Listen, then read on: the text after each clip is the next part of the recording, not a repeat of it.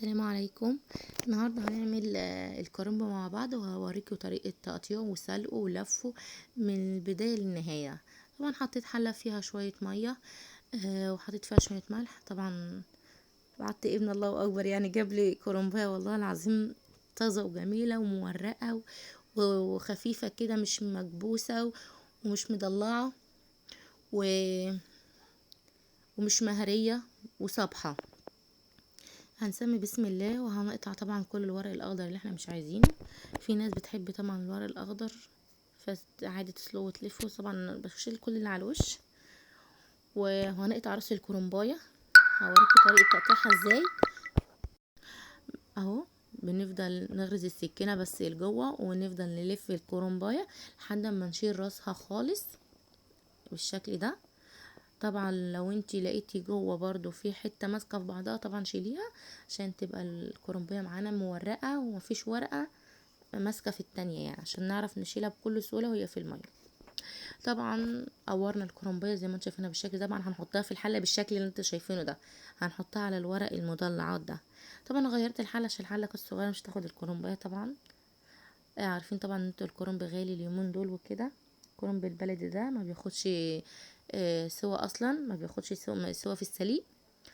كبرت الحله وزودت لها الميه. طبعا هنزل بالكرنبه على راسها، وهلفها كمان دقيقتين كده او دقيقه. لما احس ان هي استوت هقلبها على الناحيه التانية. طبعا في الوقت ده هكون انا طبعا محضره طبق فيه ميه ساقعه من الحنفيه، عشان اللي انا اطلعه على طول من الحله احطه فين؟ في الطبق الميه الساقعه ده، عشان خاطر الكرنب ما يتهريش معايا. لو حطيته كله فوق بعضه كده وهو سخن هيتهري معايا، والكرنب هتبوظ وتترمي خساره. اهو ادي الطبق الميه، حاطه فيه الميه اهو ساقعه من الحنفيه، ومحضره صينيه جنبي ان انا اطلع من الميه السخنه احط في الميه الساقعه تطلع الصينيه على طول. واخدين انتوا بالكم؟ كده هبتدي ان انا اقلب الكرنبايه اهو. استوت من تحت نص سوا، نص سلقه يعني، مش هنسلقها جامد، لا نص سلقه كده. مش هتاخد كام ثانيه معايا من تحت. اهم حاجه بس الراس، عشان هي بتكون جامده شويه عن الديل. وهنفضل نسلتها واحده واحده ونحطها، وهوريكم بالظبط وانتوا معايا. خليكم معايا واحده واحده، خطوه خطوه.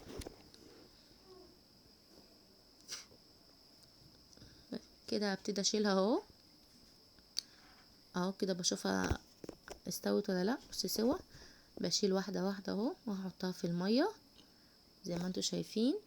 ايوه كده. وبعد كده هحطها على الصينيه، وهكذا هفضل اعمل كده لحد ما اخلص ورق الكرنبه كله. بشوف انهي الاول اهو، انهي الطبق الاول يعني، واشيلها.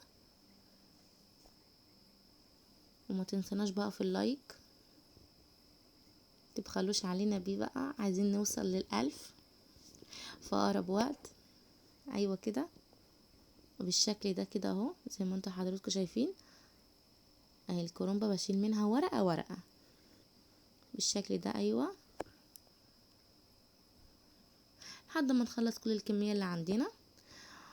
ايوه، وهنسلق طبعا الورق الاخضر اللي احنا شلناه ده، مش هنرميه، مفيش حاجه بتترمي عندنا، هنسلقه برضو. طبعا شطفت كل الكميه اللي عندي بتاعه الكرنب اهو. بسم الله ما شاء الله، الكرنبيه حلوه والله كبيره. الكرنبه دي يا جماعه تكفي 3 4 افراد، حلوه قوي على فكره. ايوه، لازم يكون مش سخن، لازم يكون ساقع كده وحلو.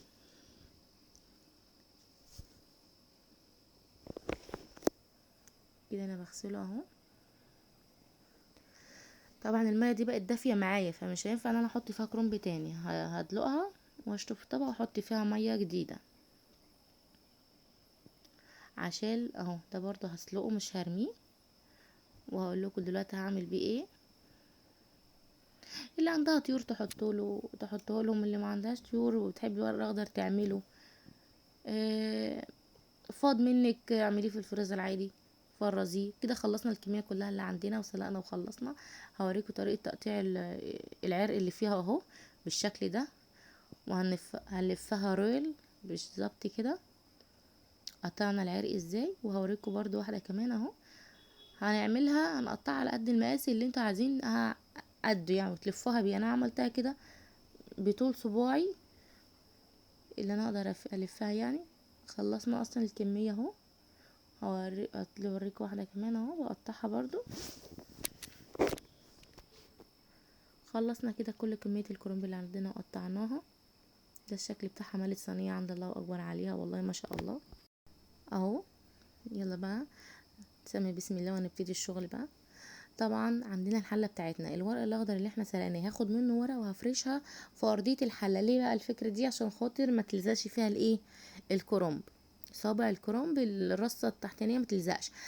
عايزه تحطي بصلايه على جزرايه على بطاطسايه طرنشات حطيها، بس انا مش بحب كده. في ناس بتحط طبعا الخضار ده مع لحمه، طبعا احنا ما عندناش لحمه، هنبقى هنعمل ايه؟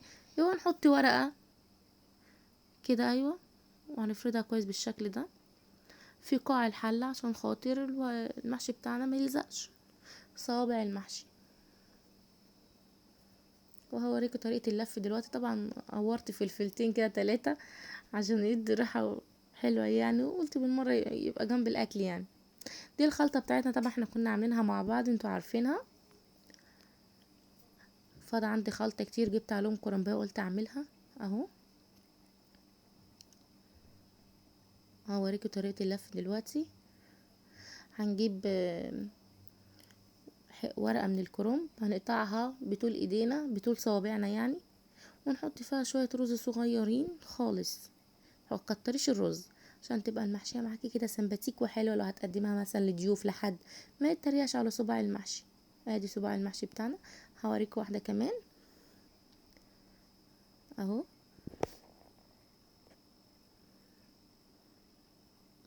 الرز هو اللي بينفخ المحشية، كل ما تقللي في الرز كل ما الحاجة تطلع مظبوطة وسمباتيك وحلو. واهم حاجة طبعا نكون ظابطين خلطتنا. وفوق ده كله ما يكونش الكرنب مهري وتروحي تعملي طبعا لا. طيب هنخلص كل الكمية طبعا خلصناها اهو، والثلاث فلفلات اهو. هنسقيها بقى بالشوربة اللي عندنا. كان عندي كده شوية أجنحة كده على رقبات، عملنا بيهم شوربة يعني. طبعا انا فضيت الشوربة اهو، ولازم نلف الحلة كده ونهز فيها عشان خاطر نتأكد ان المحشي اتمزج مع الشوربة. وفي نفس الوقت انا مش هغطيها بطبق طبعا، ولا هحط عليها غطا اي حاجة ولا مفرش من فوق اي حاجة، وهسيبها كده مش هغطيها. والمحشي بتاعنا مش هيفك ان شاء الله يعني. ايه ده اهو بيغلى اهو، تشرب المية هوطي عليه بقى عشان يستوي مع نفسه، ولا محشية فكت اهو. بص بشوف ناس تحط غطا طبق ومش عارف ايه، يقولك عشان المحشي هيكبر ويفتح مننا. ما هو ما فتحش ولا عملنا فيه اي حاجة، كله طبيعي قدامكم. والله شوية محشي جامدين الصراحة. عايزين ايوه كده اهو. خلصنا المحشي طبعا لما يستوي عري شيلي غطا الحلة عشان البخار كله يطلع وما يبقاش مكتوم يعني، عشان ما يتهرش اكتر يعني. هويه كده. بنفضي المحشي لازم نهز الحلة الاول اهو، الصباع بصباعه الله اكبر يعني ما شاء الله. ولا صباع فكت ولا صباع لازقه في اختها ولا ني ولا اي حاجه، كله سوا واحد مظبوط مظبوط 100%. بجد انا ما كنتش بعرف الف اصلا كرنب الاول، كنت الاول باجي الف صباع المحشي ده والله العظيم كان بيبقى طول ايدي. كانت امي بتتريق عليا يعني، قعدت تقولي لف لف تعودي انك تلف كتير عشان تتعلمي بعد كده.